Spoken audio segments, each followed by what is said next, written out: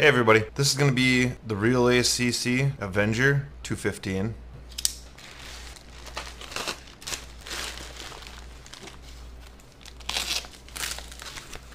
I ordered this frame for myself, but I already sold it, so I'm going to have to build it real quick. So the Realacc Avenger 215.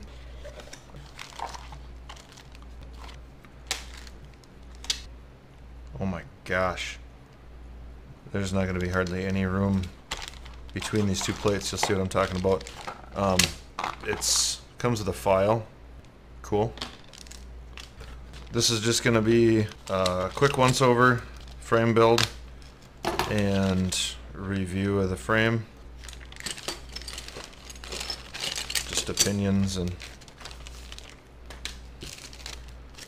it does come with a battery plate.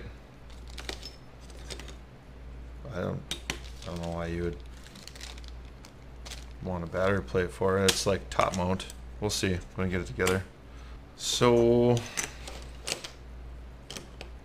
carbon looks good. It's not real thick fat layers. It's nice, pretty uniform layers. Doesn't look bad. And all the arms are going to be the same. Frame assembly is going to be kind of easy. The only tricky part is going to be the camera mount, and we're going to use the Swift 2, the run cam, to start with. Let's do the camera mount. The camera mount's kind of a little bit tricky, so stick one through first, stick the other one in, and then you gotta kind of spread it apart to get this top plate piece in there. It's a little bit of a spread, but it goes. And then if you're going to use like the Realacc Run Cam Swift, the one with the little bumps on the side, the original version, or like the HS 1177 where it's got the bumps on the side of the camera, you really have to, you really have to pull on this to be able to get the camera in there. I mean, it's not too hard, but it has a little bit of screwing around. Careful so you don't snap these off, obviously. I don't think you'd have to pull hard enough to risk breaking these here, but you never know. There's a lot of toughies out there. And oh yeah, that fits in there nice. So with that lens on there, it'll easily pass through. That other Realacc with the big fat GoPro lens on it doesn't really pass very good. You'd have to file some of this in here and there. So I like that better. It's got nice range of movement and it doesn't bind or anything. And then you're going to want to put your top standoff on there. You got two standoffs here, and they're using them for spacers. Put the top one on only, because you got to tuck the other part through the hole in the frame, and you won't be able to do it with the screws in there. So we'll just whip that in there.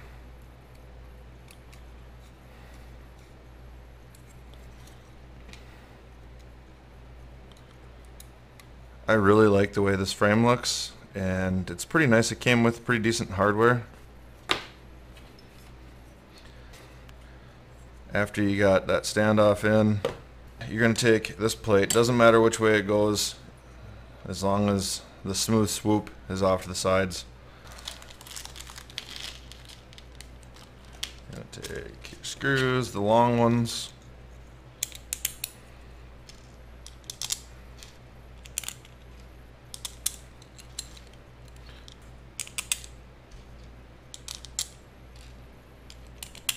Like that. And the arms with the holes facing away from each other are going to go on there like that, and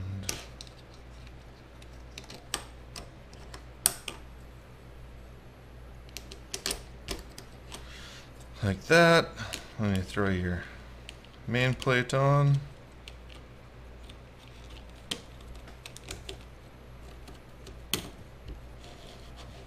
throw your nuts on.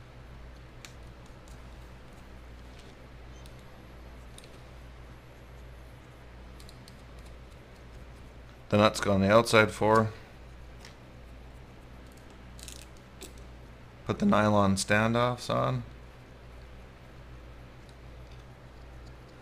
Not too worried about there being nylon, just nylon on the inside. I am gonna go with the rubber anti-vibration standoffs on the flight controller on these four right here. They do have that bushing in there, brass bushing, which is a lot better than screwing into nylon. So if you don't have any of these when you order this frame, order some of these. I'll put the link in the description. These are nice to have even if you're not worried about vibration. Like I said, there's like a brass nut in there instead of nylon. So I'm definitely using those when I go to build. Just doing this just to show you what their intent is here. That's those four, and then they have somewhere, oh yeah, somewhere they have four more. And these four are going to go in these four holes back here. And that the plate and the arms go underneath the bottom of the frame. If you tried sticking them on the top, you would have no room at all. So when you're building it, make sure you put the plate and the arms. That's why I put the screws to the plate first, then put the arms over the top and set the plate on top. The main plate on top.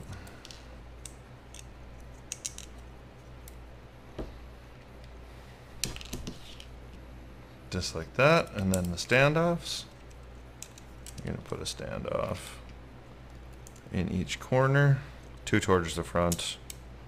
And I'll get you a measurement on these when I'm done so that you can order different color if you want. I think the black's pretty cool, but it's nice to have some color on your build instead of just all black. I don't have very many builds that are all black. I got color on most all of my builds. You're not the same as everybody else. If anybody else you fly with has the same frame or close to the same frame, then you'll know just by a glance. There's that. And then you take the camera, the top plate with the camera. When you're doing this, you want to be mindful of where you mount everything so that you can take it back apart to work on it. So it would be almost nice if the camera would peel up and out of the way. But tuck these arms down through the bottom like that. Snaps in there real tight. Don't get scared, just give it a little pressure. Just obviously don't push on your camera. So she snaps in there real tight, which is good. And then take the bottom standoff, or the bottom spacer in this case. Then you're going to put screws in the top. There is just barely enough room in this thing to put 2 stacks. So I think the best way to probably build this frame is going to be like a set of SpeedX, a smaller set of ESCs on the arms. Then you're going to go into like an all-in-one. I have this Dell RC 405. Probably going to use that. So you'll come off the ESCs, so you'll solder in the corners right there so you won't have any wires going up and in anywhere. And then I'll probably bolt down my VTX 30.5 by 30.5, or that'll bolt onto here. And then I can shove my receiver underneath that. My transmitter receiver, I can slide underneath there because there's plenty of room there. I'm going to probably use a little bit bigger standoffs, so I'll just slip my receiver right underneath there, and then you can just bring your antenna through the hole there, and I'll probably take my antennas for my receiver, bring them down underneath, zip tie them off the center of the arm here, so they'll stick forward off the arm there on each side. So that's what I'm thinking. It'll make it really neat and clean. This thing is really super low. It's going to be pretty much your best option for mounting everything in there. And then the battery, obviously I'll solder it, so the battery will probably come off the side here, and then probably zip tie it through this little divot right here. Can zip tie it right there, so it'll hold it against your battery whip against the side of the frame. I'll round that off so it doesn't get wrecked. So if you put it there, then it won't fall down into the props. And you plug in, you'll be good. Obviously these aren't tight, but even with those not tight, there's not a whole lot of any slop in the arms at all. I mean, you can just barely move them a little bit, and that's pushing on them pretty hard. Like I was saying, the camera has a full range of movement. It goes up pretty extreme angle, and then it'll come all the way down to, looks like perfectly flat. And it is, pull the lens cover off. It is totally tucked behind the standoffs if you look from the side. You can see the camera's totally tucked behind. I mean, if you hit something round right down the center like a pole or something, it might still hit the lens. But if you got it tipped up like that, it definitely, it's got real nice camera protection on this frame. So you shouldn't have to worry about smashing up too many cameras. GoPro mount, if you're going to mount your session on there, whatever you got, your camera. The camera mount is pretty solid in there. It's not going to vibrate around or move around at all. So that's a real nice camera mount. All in all, I like it. I got another one in my cart. I'm going to be ordering another one. And then I also found another really sweet frame that I'm going to be reviewing pretty soon here. If you're going to want to go underneath like this, then you might be able to go to the outside edge of the frame, come back up.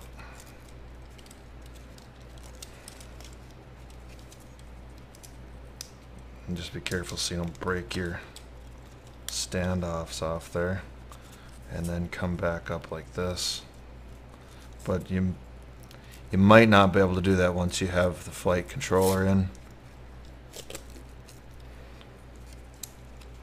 just because the way the standoffs are in the way right there like that. But if you're going to have this pad on the top there, you're going to want to put the strap down underneath. So I guess it's not too bad to put the strap underneath when it's not built out. It might be a little bit tougher when it's all built out. I'll probably just put that silicone on here. Just put it right there. Stick her down. Battery will stick right on that. That'd work. I would definitely suggest, if you're looking at it and thinking about it, go ahead and buy it. There's really no massaging of anything you have to really do to get the frame together. It just goes together. So it's a pretty well designed and pretty well cut. I mean, you got obviously the tooling's sharp. The edges aren't all punched out and junk or anything. I mean, the carbon fiber's not burred over anywhere. The holes aren't just rammed through. You don't have any burrs inside of the holes for the motors at all. It is just the standard size motor holes. You don't have the two different size bolt patterns on it. And your standoffs are going to be 15 millimeters. And then obviously your camera is going to be 28 inside of your camera plates. And your mounting holes are going to be 22 on the outside edge 13 on the inside edge. They are slotted though, so. And then center to center, you got 213. It's 213. And then center to center, 133, 164. So it is a, you can see just by looking at it, it's a squashed X at about just under 30 bucks. You really can't go wrong. So any questions? Put them in the comments below. Links in the description. And as always, have a great day.